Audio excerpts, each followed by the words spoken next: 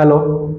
तो मैं संतोष सर अपने यूट्यूब चैनल विद्या क्लासेस बाय संतोष सर और फेसबुक पेज पे आप सभी का स्वागत और अभिनंदन करता हूं। और मैं आशा करता हूं कि आप लोग खुश होंगे और अपनी पढ़ाई को और भी बेटर गति से और या तेज गति से आगे बढ़ा रहे होंगे।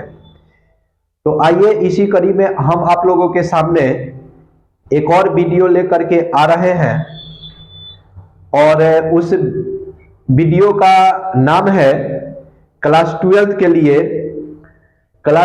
के लिए बायोलॉजी सब्जेक्ट और एनसीईआरटी। तो क्लास 12th के लिए बायोलॉजी सब्जेक्ट होगा और एनसीईआरटी होगा। और इसमें कुछ हमने प्रश्न लिखे हुए हैं जो आपके परीक्षा में पूछे जाते हैं। तो मैं ये प्रश्न इसलिए लिखा हूं कि एक तो जो अब की बार परीक्षा देंगे उनके लिए भी फायदेमंद हो जाएगा, और दूसरी बात कि जो मेरे कोचिंग में ऑफलाइन क्लास लेते हैं उनके लिए भी रामबाण का काम करेगा। तो मैं मेरा इस वीडियो का बनाने का वही पर्पस है कि एक तो जो 12th के एग्जाम देने वाले मेरे बच्चे हैं या जो भी कहीं के बच्चे हो जो अब की बार एग्जाम देने वाले हैं 12th का, उनकी रिवीजन हो जाएगी। और दूसरा जो मेरे यहाँ जो ऑफलाइन में पढ़ते हैं उनका भी ये क्वेश्चन सरल हो जाएगा। तो आइए देखते हैं 5-6 पॉइंट है और इस 5-6 पॉइंट में कौन कौन सा पॉइंट है। तो आप देखिए, सबसे पहला पॉइंट है असंग जनन। आप देख सकते हैं सबसे पहला पॉइंट है असंग जनन। थोड़ा सा आपको ध्यान देना है कि यहां हमने असंग जनन लिखा है और यहां थोड़ा सा आइएगा तो इस पार्ट में मैंने इसका महत्व लिखा है। तो अगर आप याद करेंगे अपने कॉपी पर लिख के तो पहले लिखेंगे कि असंग जनन क्या है और इसके क्या महत्व है। आप इसको और इसको एक साथ लिखेंगे और एक साथ याद करेंगे। सबसे पहले असंग जनन आप देख सकते हैं, कुछ पौधों में बिना निषेचन के ही बीज पैदा करने की क्षमता होती है तो उसे असंग जनन कहा जाता है। एक बार फिर से देख सकते हैं आप कि कुछ पौधों में बिना निषेचन के ही बीज पैदा करने की क्षमता होती है तो उसे असंग जनन कहा जाता है। जैसे सूरजमुखी कुल के कुछ पौधे, सभी पौधे नहीं, सूरजमुखी कुल के कुछ पौधे और घास। तो एक बार फिर से याद करेंगे कि असंग जनन क्या होता है। तो कुछ पौधों में बिना निषेचन के ही बीज पैदा करने की क्षमता होती है तो उसे असंग जनन कहते हैं। जैसे सूरजमुखी कुल के कुछ पौधे तथा घास। तो ये था असंग जनन। अगर आप असंग जनन के महत्व देखना चाहते हैं तो आप महत्व यहाँ देख सकते हैं। इसका हमने 2 महत्व लिखा है। सबसे पहला महत्व कि इसके द्वारा बिना निषेचन के ही फल उत्पन्न हो जाते हैं।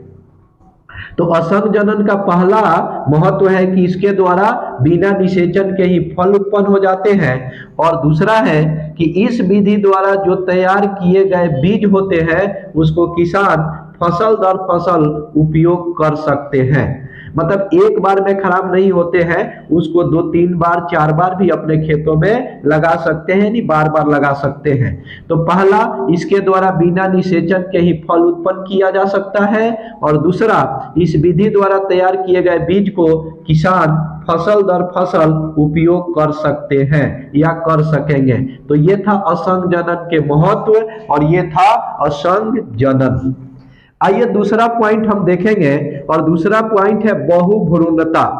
तो बहुभ्रूणता जो है ना, इसको आप समझ सकते हैं कि जब एक बीज के अंदर एक से अधिक भ्रूण होता है तो इस अवस्था को बहुभ्रूणता कहा जाता है।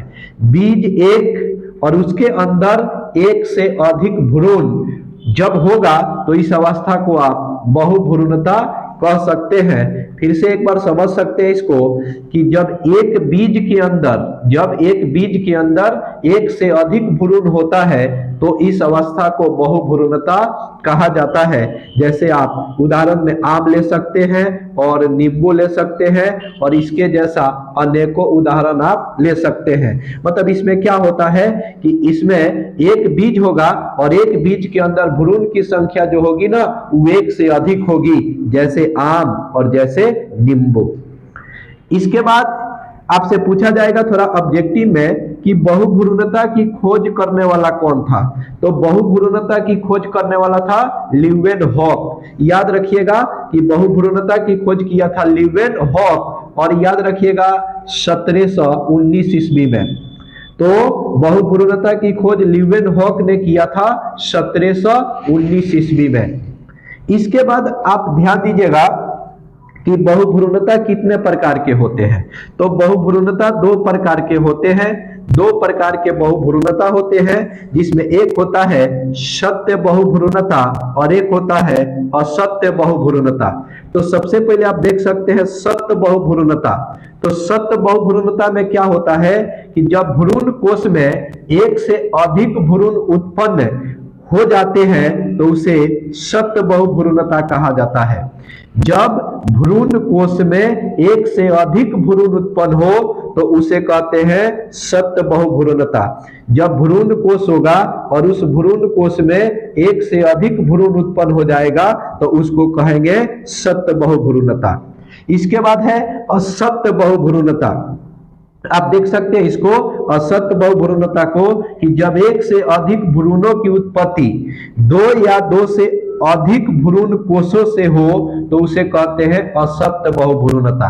फिर से एक बार याद कीजिए कि जब एक से अधिक भ्रूणों की उत्पत्ति जब एक से अधिक भ्रूणों की उत्पत्ति दो या दो से अधिक भ्रूण कोशों से हो तो उसे कहते हैं असत्य बहुभ्रूणता। असत्य बहुभ्रूणता जब एक से अधिक भ्रूणों की उत्पत्ति दो या दो से अधिक भ्रूण कोशों से होता है तो उसे असत्य बहुभ्रूणता कहा जाता है।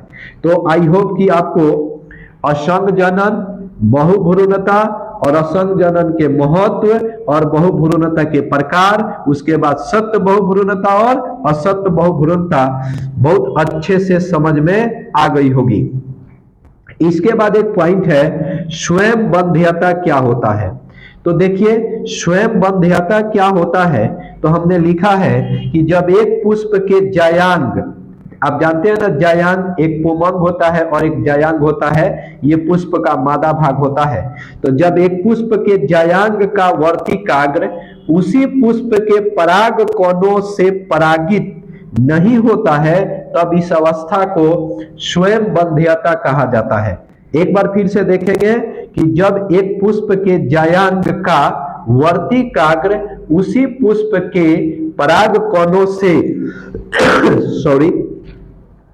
जब एक पुष्प के जायांग का वर्तिकाग्र उसी पुष्प के पराग कोनों से परागित नहीं होता है तब इस अवस्था को कहते हैं स्वयं बंध्यता। जैसे मटर, आलू और पिटूनिया।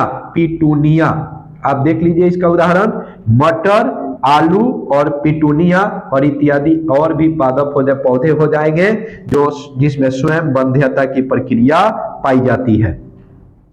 तो ये था स्वयं बंध्यता। जब एक पुष्प के जायांग का वर्तिकाग्र उसी पुष्प के पराग कोनों से परागित नहीं होता है तब इस अवस्था को कहते हैं स्वयं बंध्यता। और स्वयं बंध्यता पाया जाता है मटर में, आलू में, पिटूनिया में इत्यादि में। इसके बाद एक दो पॉइंट इधर भी है, आप भी इसको भी देख सकते हैं। पुष्प के कार्य, ये एक प्रश्न है, पुष्प के कार्य क्या है। तो आइए देख लीजिए पुष्प के क्या कार्य है। तो हमने 4 कार्य लिखा है बोर्ड पर, जिसमें सबसे पहला कार्य है कि परागन या परागन करना। पुष्प का एक काम होता है परागन करना, दूसरा काम होता है निषेचन करना, फिर से तीसरा काम होता है पराग तथा अंडों का उत्पादन करना और चौथा काम होता है फलों तथा बीजों का निर्माण करना। आइए फिर से एक बार देखते हैं पुष्प के क्या कार्य है।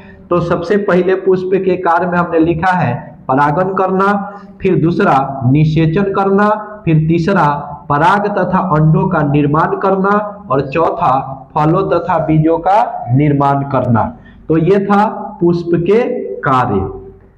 अब आपको हमने बताया है असंग जनन के महत्व, फिर से बता देते हैं कि इसके द्वारा बिना निषेचन के ही फल उत्पन्न किया जा सकता है और इस विधि द्वारा तैयार किए गए बीज को किसान फसल दर फसल उपयोग कर सकेंगे। तो ये दो महत्व था असंग जनन का। एक और क्वेश्चन है आपके सामने कि एक सेब को आभासी फल क्यों कहा जाता है? सेब को आभासी फल क्यों कहते हैं? और इसी में थोड़ा सा और भी प्रश्न है कि पुष्प का कौन सा भाग फल की रचना करता है? तो एक सेब को आभासी फल क्यों कहते हैं और पुष्प का कौन सा भाग फल की रचना करता है? तो आप देखिए इसका आंसर हम लिखे हैं कि यह अंडाशय से विकसित नहीं होता है। तो अंडाशय से विकसित जब नहीं होगा, तो जब अंडाशय से विकसित नहीं होता है तो इस प्रक्रिया में पुष्पासन अंडाशय के चारों ओर बढ़ जाता है तथा गूदेदार हो जाता है। फिर से, यह अंडाशय से विकसित नहीं होता है। तो जब अंडाशय से विकसित नहीं होगा तो उसको हम कौन सा फल कहेंगे? आभासी फल। तो वैसा फल जो अंडाशय से विकसित न हो उसे हम आभासी फल कहेंगे। और इस प्रक्रिया में पुष्पासन अंडाशय के चारों ओर बढ़ जाता है तथा गूदेदार हो जाता है। सेब आभासी फल का उदाहरण होता है, यानी आभासी फल का सबसे अच्छा उदाहरण सेब होता है। और यहाँ और भी इसमें पूछा है कि पुष्प का कौन सा भाग फल की रचना करता है? तो पुष्प का पुष्पासन, याद रखिएगा कि पुष्प का पुष्पासन फल की रचना करता है। ये बहुत ही टॉप क्लास के क्वेश्चन है। कई बार प्रश्न में, परीक्षा में कई बार यह प्रश्न आ चुका है। तो इसको बेहतरीन ढंग से याद कीजिएगा आप लोग कि यह अंडाशय से विकसित नहीं होता है। इस प्रक्रिया में पुष्पासन अंडाशय के चारों ओर बढ़ जाता है तथा गूदेदार हो जाता है। सेब आभासी फल का सबसे बेस्ट उदाहरण होता है। पुष्प का पुष्पासन फल की रचना करता है। एक और प्रश्न है, स्व अयोग्यता क्या है? स्व अयोग्यता, आप देख सकते हैं स्व अयोग्यता क्या होता है? तो देखिए स्व अयोग्यता क्या होता है। कुछ पौधों में परिपक्व परागकण उसी फूल के वर्तिकाग्र पर गिरते हैं लेकिन स्व परागन की क्रिया संपन्न करने में असमर्थ होते हैं। तो इस प्रक्रिया को स्व अयोग्यता कहते हैं। आइए फिर से एक बार देखते हैं इसको। कुछ पौधों में परिपक्व परागकण, यानी कुछ पौधों में परिपक्व परागकण उसी फूल के वर्तिकाग्र पर गिरते हैं लेकिन स्व परागन की क्रिया करने में या स्व परागन की क्रिया संपन्न करने में समर्थ नहीं होते हैं, असमर्थ होते हैं। तो इस प्रक्रिया को स्व अयोग्यता कहते हैं। ये बीज की रचना तक नहीं पहुंच पाते हैं। याद रखिएगा कि ये बीज की रचना तक नहीं पहुंच पाते हैं क्योंकि भ्रूण का निर्माण इसमें नहीं हो पाता है। तो एक बार हम लोग फिर से देखेंगे स्व अयोग्यता क्या होता है। तो कुछ पौधों में परिपक्व परागकण उसी फूल के वर्तिकाग्र पर गिरते हैं लेकिन स्व परागन की क्रिया संपन्न करने में समर्थ नहीं होते हैं, अर्थात असमर्थ होते हैं। तो इस प्रक्रिया को स्व अयोग्यता कहते हैं। ये बीज की रचना तक नहीं पहुंच पाते। तो ये बीज की रचना तक नहीं पहुंच पाते हैं क्योंकि भ्रूण का निर्माण इसमें नहीं होता है। और सबसे अंतिम पॉइंट है कि एक पुष्प के कितने भाग होते हैं? तो एक पुष्प के 4 भाग होते हैं। आप 4 भाग याद रखिएगा, जिसमें एक भाग होता है बाह्य दल पुंज, दूसरा भाग होता है दल पुंज, तीसरा भाग होता है पुमंग और चौथा भाग होता है जायांग। तो एक पुष्प के 4 भाग, जिसमें पहला बाह्य दल पुंज, दूसरा दल पुंज, तीसरा पुमंग और चौथा जायांग। इसमें जो पुमंग होता है वो पुष्प का नर भाग होता है तथा जो जयांग होता है वो पुष्प का मादा भाग होता है। तो आई होप कि आप लोगों को ये वीडियो अच्छा लगा होगा। अगर अच्छा लगे तो आप कमेंट करें और अपने दोस्तों के पास शेयर करें और हर ग्रुप में शेयर कर दें और मेरे YouTube चैनल विद्या क्लासेस बाय संतोष सर को सब्सक्राइब कर लें ताकि नेक्स्ट वीडियो हम अगर बनाएं तो आपके पास तुरंत पहुंच जाए। Thank you.